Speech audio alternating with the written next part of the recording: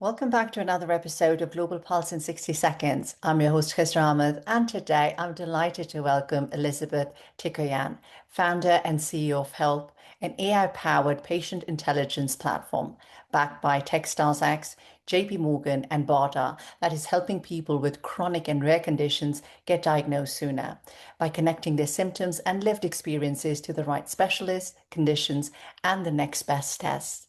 Driven by a deeply personal experience, Elizabeth built Help to give patients what the system too often fails to provide: clarity, direction, and connection to the right care. Elizabeth, it's such a pleasure to have you with us today. Thank you so much for having me. I'm really excited to share more about Help and our vision and mission for patients. Thank you. So, your path to building Help began with something deeply personal. Over 4 years, misdiagnosed while your peers were preparing for university. What did that experience teach you about what patients actually need from the healthcare system? And what was the moment you decided to build the solution yourself? Yeah. So when I fell seriously ill at a young age, I wasn't just navigating a complex physical condition where it was essentially taking my ability to walk, talk, but I was navigating complete isolation. There's no one my age that could possibly relate to what I was going through. Most people that are sick are substantially older than me. So while my peers were leaving for university, I was building binders of medical records. My life paused for 4 years while I was searching for answers that no one around me seemed able to provide. And I promised myself that if I ever got out of my predicament, I would do something to help patients that are in this similar predicament. And so that experience, it really clarified something the healthcare system really acknowledges.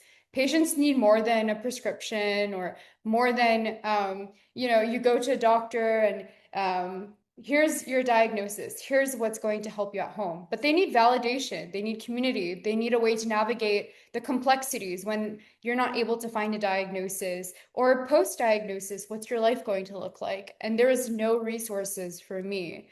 And I didn't really set out to build a diagnostic platform when I originally started. My original intention was simpler. I created a space where people facing isolation or living with a health condition, they can connect with each other.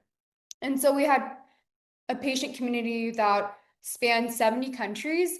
And then as we started building this network, we saw a use case where patients that were undiagnosed or misdiagnosed were joining our network to find people with the diagnoses they thought they had, but their doctors refused to do the lab work on them. So after joining our network, they were meeting people with the conditions. They went to the doctors and said, look, I connected with 10 people with this specific condition. I really think my symptoms, my history aligns with these patients. Could I please get tested now? And it gave the assurance to doctors to officially give them the test.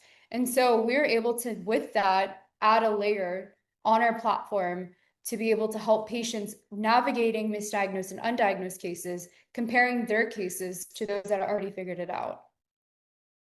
That's a powerful origin story because it grounds everything in lived reality rather than in theory.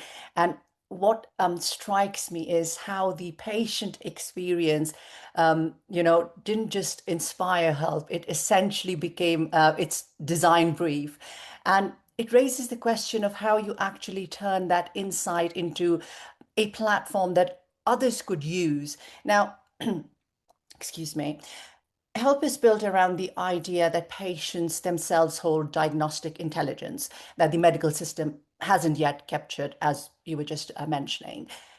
How did you identify patient communities as the missing layer in the chronic and rare disease diagnosis? And what does it look like in practice when a patient's journey helps someone else get diagnosed sooner? So we again, like I initially found my diagnosis from after being misdiagnosed for 4 years. Someone at my school heard about my case And one of the moms called my mom and said, your daughter sounds identical to my daughter's experience. You should go to this lab and go to this doctor. And after going to over 50 specialists, sure enough, that mom was our saving grace. And so I didn't think years later, building a patient network where people were connecting, that a similar experience was happening that I had 10 years ago, but it was in person. We didn't have AI that can do this pattern recognition. But we saw, look, people are still seeking each other out. In most cases, I've never personally met a chronic or rare disease patient that was properly diagnosed the first time they've went to the doctor's office. And so the issue is they're going to multiple doctor's appointments. They're being told one thing, they're told another thing at a doctor's appointment. But what we can do for patients now is with their history, with their symptoms, we can now compare you to other people. And with that, when you go to the doctor's appointment, you're now compared to actual humans. And so it gives a layer of assurance that you couldn't have prior. And again, like we never intended to do diagnostics, but it just came about with the advent of AI and pattern recognition. It was just a simple layer we added, and we can get people much closer to finding what can really hopefully get them diagnosed sooner. What you're describing is essentially a form of collective intelligence, transforming isolated patient experiences into a shared resource that no single clinician could replicate alone. And it makes me curious about how technology and AI specifically can scale that without losing the human dimension that makes it trustworthy. And you have a background in NIH research and social innovation. Also, Help has attracted backing from both the startup world and the health institutions like BARDA and Methodist Healthcare. Now, that's a rare combination. How do you navigate the tension between moving fast as a startup and meeting the rigorous standards that healthcare institutions and regulators require? Yeah. Navigating that tension requires knowing which rules to move fast within and which to build around carefully from the start.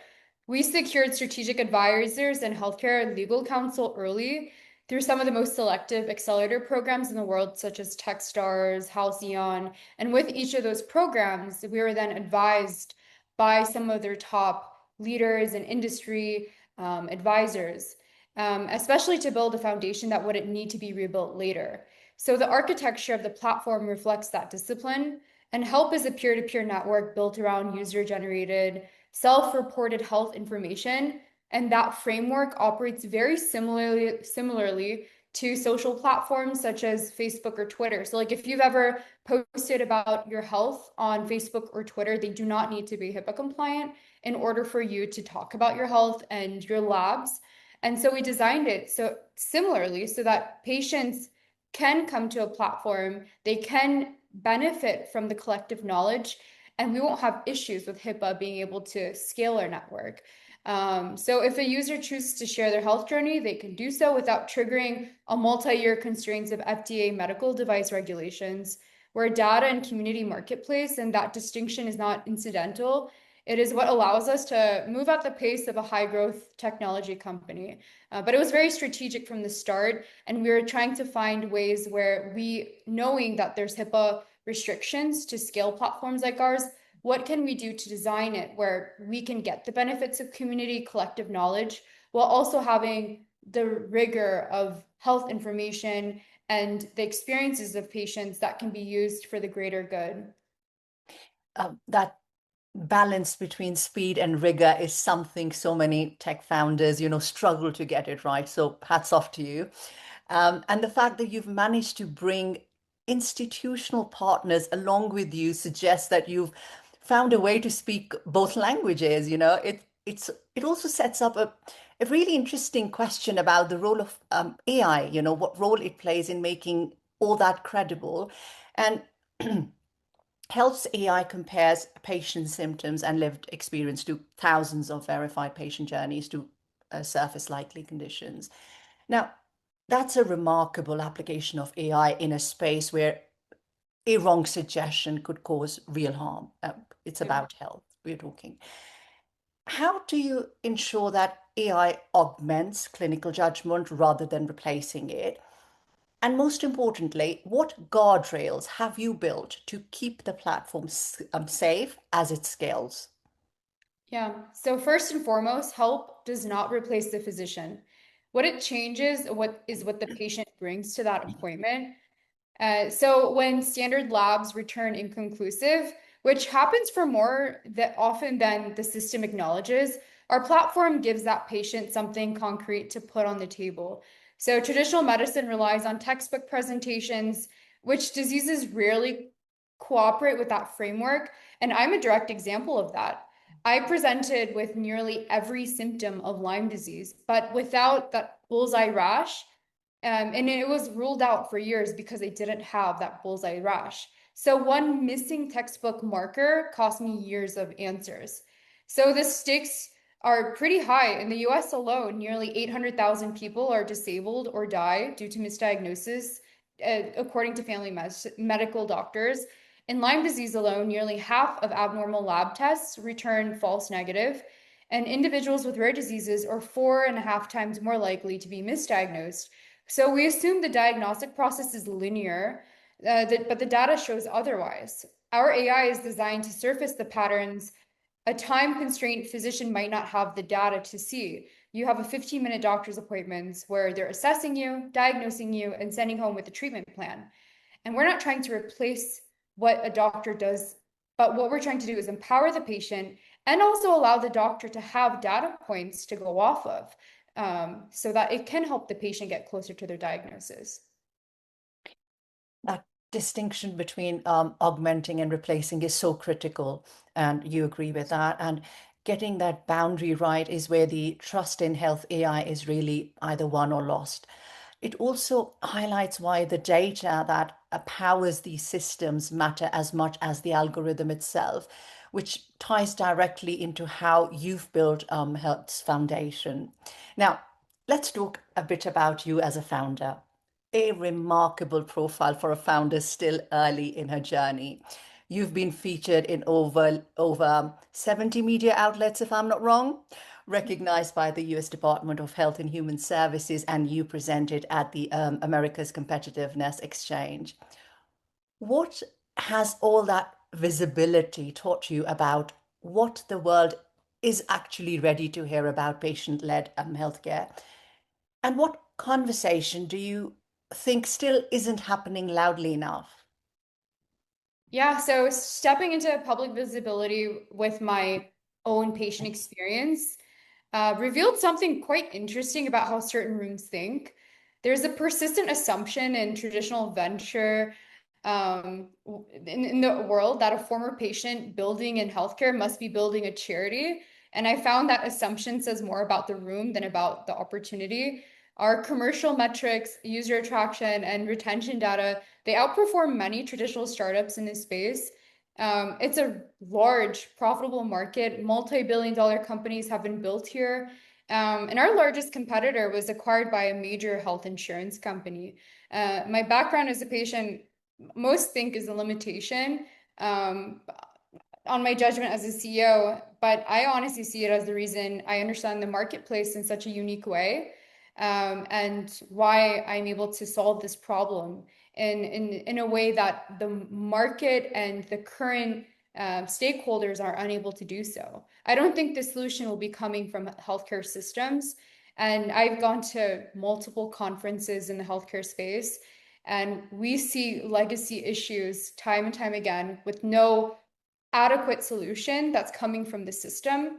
So I really think something like this, where it's kind of assumed like a misdiagnosis is just a part of getting the patient experience.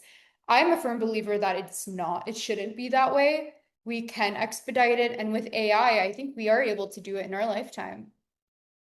That's a telling observation because visibility without the right framing can sometimes obscure the harder truths.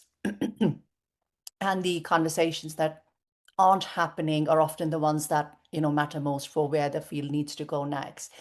Which brings us perfectly to our closing challenge. So, in 60 seconds, Elizabeth, if you can tell us, for every patient around the world who is right now sitting in a doctor's office, undiagnosed, exhausted, and being told there is nothing wrong with them, how is help changing what happens next for them? And what does a world with fewer diagnostic delays looks like? Yeah. If you are sitting in a doctor's office right now, exhausted, being told there's nothing wrong with you, help exists for that moment. A world with fewer diagnostic delays is something that I foresee as years saving time, saving money, the emotional devastation of what a diagnosis does to you and delaying that. My entire life was delayed because of this. We're taking the lived experience of millions of patients and turning it into something the medical system can actually use. And your symptoms are not a mystery anymore. Your path forward exists, and we're building the infrastructure to find it. So there's finally hope for all of those that feel hopeless right now. That's a vision worth building for. And it's clear that for you, this isn't just a startup, it's a mission shaped by everything you've lived through. It's been a genuine privilege to hear your story and your thinking today, Elizabeth. Thank you so much for your time and for sharing your work with the audience. And we will be watching Help's journey very closely. Thank you so much for having me again. It was such a wonderful experience, and thank you for allowing a platform to share our vision and mission.